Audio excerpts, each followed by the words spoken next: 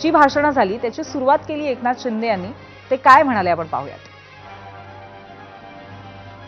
9 सदस्यांना आज आपण निरोप देत आहोत।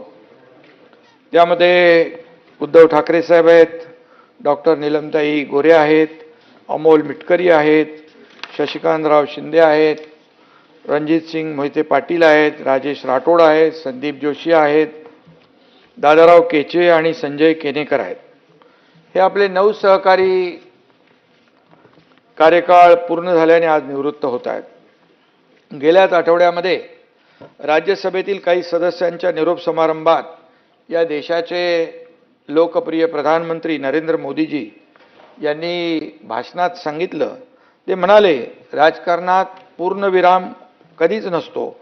सदस्य राज्यसभेतून निवृत्त झाले तरी त्यांचे जनजीवन संसदेच्या कक्षेबाहेर निरंतर सुरू असतं। त्याच धर्तीवर आज विधान परिषदेतून निवृत्त होणाऱ्या सदस्यांचं कार्य यापुढेही निरंतर सुरू राहील याची मला खात्री आहे आणि यापैकी काही सदस्य पुन्हा सभागृहात येतील त्यासाठी देखील मी शुभेच्छा देतो। राज्याचे माजी मुख्यमंत्री आणि या सदनाचे सदस्य उद्धव ठाकरे साहेब हे आज विधान परिषदेचा निरोप घेत आहेत।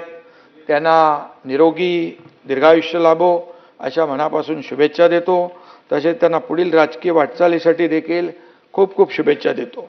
जाता जाता एवढंच सांगतो, सहवास सुटला म्हणून सोबत सुटत नाही, सहवास सुटला म्हणून सोबत सुटत नाही, नुसता निरोप दिल्याने नातं तुटत नाही। निरोपाचा क्षण नाही, शुभेच्छांचा सण आहे आणि म्हणून निरोपाचा क्षण नाही, शुभेच्छांचा सण आहे। तुमच्या भेटीसाठी पुन्हा आतुर हे मन आहे आणि म्हणून या बाबतीमध्ये एवढंच सांगतो, काही जणांची भेट सगळ्यांसाठी रे बाबा।